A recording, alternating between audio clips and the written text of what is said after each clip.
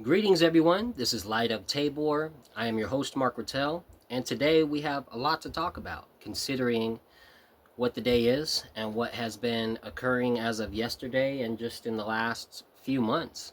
There's been a lot going on in the mainstream media, in the world, in politics. You know, there's a lot to discuss right now, and there's a lot of people that are very worked up and heated, and there's a lot of passions being pulled at right now, so we just got to be careful about how we go about things. That being said, I've never been one to pull punches, and I'm not good at faking the funk, so I'm gonna deliver this as clearly, in truth, and in love as I can. But I tend to see things differently than everyone, like all the time. Almost, I don't know if I do that purposefully. I don't know if I just sit there and I see what everybody sees and I'm like, I'm gonna go against that. I don't know if I purposefully do that or if it's just a natural thing. I can't tell at this point. But for the most part, I mean, to kick it off, first and foremost, rest in peace to Charlie Kurk. Lord have mercy on his soul and his family. He had a wife. He had young children. He was a father. He had a lot of views that he expressed publicly for the majority of his career that I wouldn't agree with, being in terms of pro-Israeli, pro-Zionist views. It seemed like towards the end of his life, there seemed to be a shift in his heart in terms of his views towards Israel, and it seemed like he just, even just briefly, just a little bit, started speaking out, just slightly, ever so slightly, started speaking out against Israel.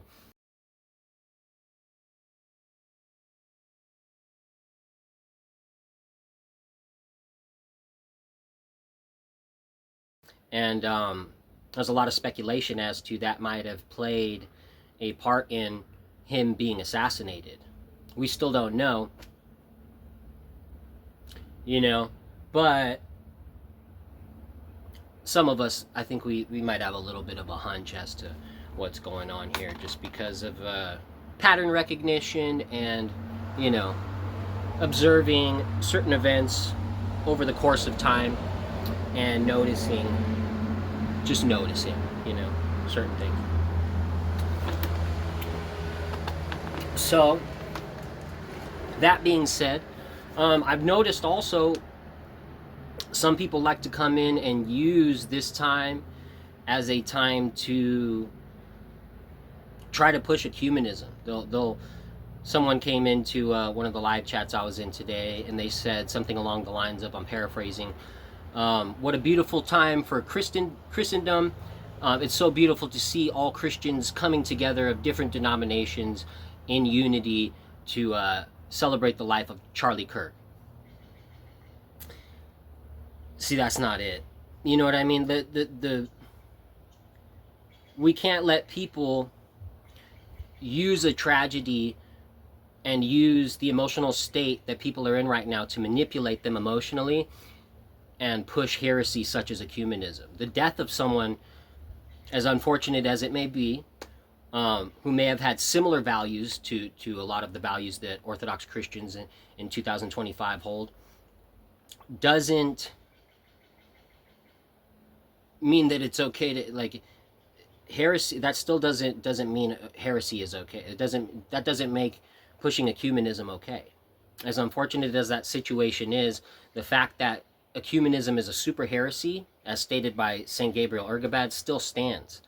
And we have to be watchful of things like that, of what we let into our heart during times of emotional confusion, of heightened passions. There's a lot of demons like to play on that chaos and kind of seep in through the cracks and implant certain ideas in our hearts during times of weakness or mourning and things of this nature. So we just have to be watchful and discerning. It's good to be different people react to tragedy different ways. Some people are very mournful and cry a lot. Some people are mournful, but they don't cry. They show their emotion in a different way. I've never been one to really like fire up a camera and try and cry on stream. It's like, to me, it just seems kind of like forced and not genuine. You know what I mean? I don't know. It's just not something I do. I don't see any point in doing it. I feel like that kind of becomes more about me. Like like at a certain point, if I were to do that, I feel like I'd be making this whole situation more about me. And Trevor Moore has it's not to throw a comedy sketch in the middle of a tragic a video about a tragic subject, but I think it's actually very fitting right here. Run the clip of Trevor Moore, R.I.P., who has also passed away. Trevor Moore of Whitest Kids You Know. Run the clip. I always feel that like when like a celebrity dies, like, and then everybody posts like, "Oh my God, this guy meant this to me, or this to me, this to me, this to me, this to me," and like I Right. get it, you know, but like it seems to be about Yeah. themselves kind of in a weird way, where it's like, this is how much this affected my life, and Exactly. this, or like any sort of issue that people like, there's like a bandwagon of everybody jumping on, like, we gotta find Coney. But yeah, it's just like, I don't know. I feel like a lot of people, when someone dies, they want to be like, "Oh man, I cared about this person so much," and you look and it's like, "Oh, you didn't. You did like you did like you did. You know, you like you clowned on him. You know what I mean? And it's okay to have a change of heart. It's okay to have a change of heart and be like, man, I really messed up. I feel bad. I shouldn't have made fun of him that much. And it's like I made fun of Charlie Kirk. You know, Lord have mercy on me. I definitely called him out for having Zionist views and being kind of like not as far right as I would have liked to for him to have been. But at the same time, when I look at it in terms of his age, he was 31 years old. Where was I at 31? I'm pretty sure I was in like deep in New Age doing yoga. So like it's not really my place to judge, you know? But I don't know, man. I'm just not. I don't want to get up here and fake the funk in front of you guys, because it's like that's who. I didn't really care for him beforehand, right? And then after he passed, I do. There is kind of like a moment of like, man, it's kind of sad that he's gone. He's not going to be out there debating at the colleges anymore. I didn't like watching it when it was happening, but now that it's not going to happen anymore, it's kind of sad to think that that's not going to ever happen again. There'll be no new Charlie, you know, sitting at his booth, challenge me debate clips with like, you know, the blue-haired individuals that would kind of spaz out. Which, I mean, I don't know. I didn't really care for that content, and I still don't. But there's something still sad about it. I don't know. I can't put my finger on it. There's something still kind of sad about it. Let me take a little sip of coffee as we're chugging along here.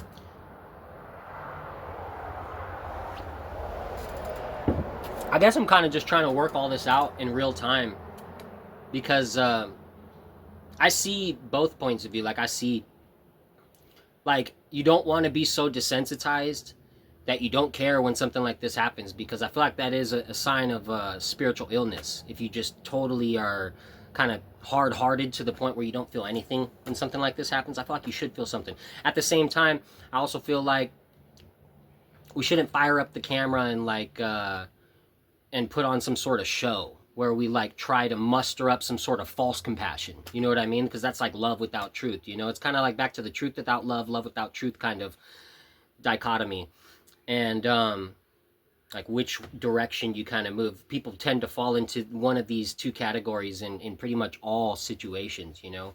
Some are a little bit more hard-hearted in their responses, and some are a little bit more soft-hearted. And you can fall too far in any direction, and it can be spiritually detrimental to fall too far into either of those directions, because even caring too much, you can be too attached to something that is going to perish. Everything in this world, including us, including our flesh, including our loved ones, Lord have mercy, will perish. It doesn't mean we won't meet in the afterlife and our souls won't carry on, but to care too much about this fleshy, worldly life and experience can also be a spiritual detriment. To care too much, that can also be a spiritual detriment. And that's something I have to remind myself, man, because people have told me my whole life I care too much, and they might be right.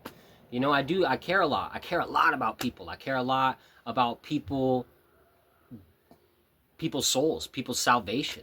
You know, I care a lot about people, helping people out of deception, helping people out of the New Age, helping people out of Roman Catholicism, all these different pitfalls, all these different potholes, these little missteps that I made along the way. When I see other people in them, I see a piece of myself. I see a piece of my old self that there's almost not really resentment, because I've forgiven my old self, but there's a piece of me that's just, it hurts to see people in that position, because I've been there before and I know what it feels like to be there. It's spiritually dead. There's just nothing, there's no spiritual depth, there's nothing to really grasp onto, there's no foundation. You're just literally wandering through the wilderness spiritually, and with nothing to plant your feet on and gain some stable ground. So yeah, I don't know, that was a couple things that were on my mind that have been coming up when I spoke out. I made a post kind of speaking on the situation about how I saw some similarities between Charlie Kurk being a avid supporter of Israel and ending up getting assassinated supposedly by some sort of Israeli intelligence, possibly. And then the Ukrainian woman who was murdered on the train by the black gentleman, and she was a Black Lives Matter supporter. And it's just kind of interesting how, like, you have this Ukrainian woman, Black Lives Matter supporter, murdered by a black man. You have Charlie Kurk, avid Israeli supporter, murdered by Israeli intelligence, possibly. And it just kind of represents this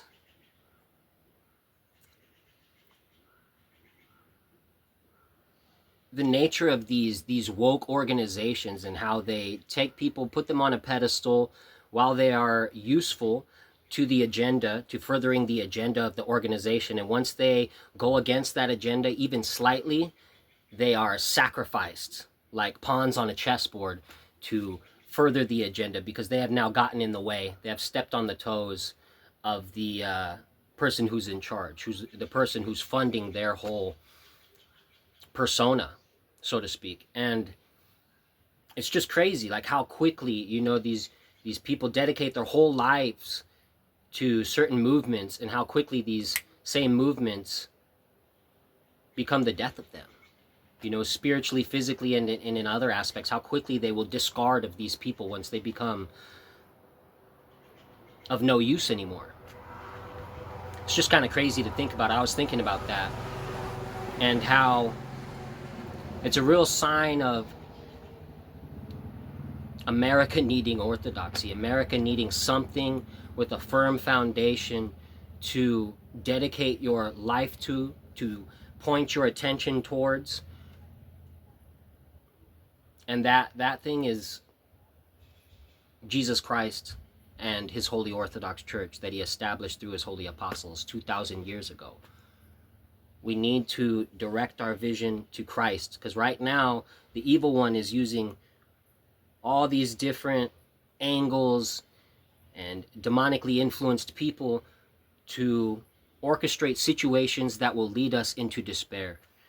And ultimately, that is his goal. The evil one's goal is to lead us into despair through different avenues for different people. He knows our weaknesses, and he plays into those, the passions. That's why right now it's very important to internally start cleansing ourselves, be saying the Jesus prayer daily, praying nonstop, as ceaselessly as St. Paul the apostle calls us to in the scriptures. Also, another thing to note, Charlie was also seen in a recent video, very recent, speaking on how himself and other Protestants need to be more respectful in the way that they venerate the Theotokos, the Mother of God. So that was actually a very promising thing to see. That was very beautiful, and that was very recent. He also, I think one of his most recent tweets or messages that he put out, that he typed out online, was something in terms of Christ conquering death by death so that we may have eternal life. Something to that effect. And that also has a very Orthodox kind of leaning towards it. So he also met with an Orthodox priest recently on his show. He had an Orthodox priest come on his show and he spoke with him. So those are also things to note. May God have mercy on his soul. Father Spirit and Bailey released a video today, and he's always right on target, you know, and it's about why right now it's so important that we do not fall into despair, because that is what the evil one is trying to pull us down into. He's trying to pull us into despair. We need hope. We need to look for the beauty in the midst of chaos and the little things. We need to wake up and find things that we're grateful for and write those things down on a piece of paper and reflect on those things and pray about them and thank God for them. Genuinely thank God with tears in our eyes, you know, for all the little things that we have that without we wouldn't know who we even are or how to move forward. And we don't realize until they're gone sometimes, you know. But when situations like this come around, when we properly reflect on them, it can put things into a proper perspective of what really matters, you know. Family, you know, faith, first and foremost, in God, in Jesus Christ, the Theanthropos, the church, family, our loved ones, truth, love, tradition, you know, the simple things, man, the simple things all around us. But yeah, I just wanted to tap in a little bit, just kind of speak some words, touch base with everybody, let everybody know I'm doing fine, I'm doing great. This is actually, today 9/11 is the anniversary of my wife and I's Protestant wedding. We were married later on in the Orthodox Church, of course, with a proper wedding, the proper sacrament of marriage within the Holy Orthodox Church, because there's only one church where you can access the Holy Sacraments, and that's the Orthodox Christian Church.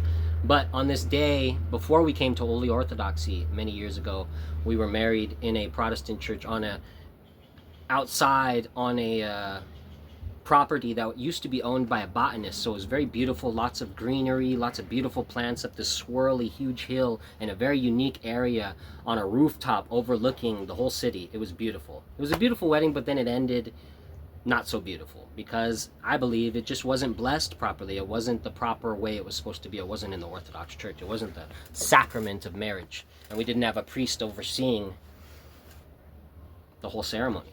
So I do believe that played a huge part in why the reception went so south at the end of the night. It definitely did go south. But yeah, the reason we got married on this day, on 9/11, is because I wanted to take a day that is remembered by many people, by most, and it was during the COVID epidemic when this happened, the COOF epidemic. It was everybody was so just in despair and in fear. That's what everybody was in at this time. They were in complete despair and fear. It was either 2020 or 2021, somewhere around there. And it was right in the heart of the pandemic.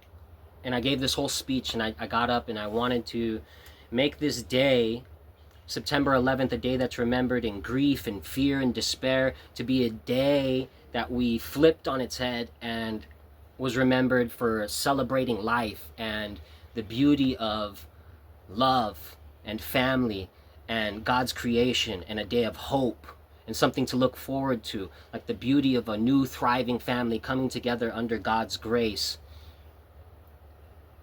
And I gave this speech, and I remember her aunts were crying, and they were like, "That's what we needed to hear right now." It was funny. I wish I would have got that speech.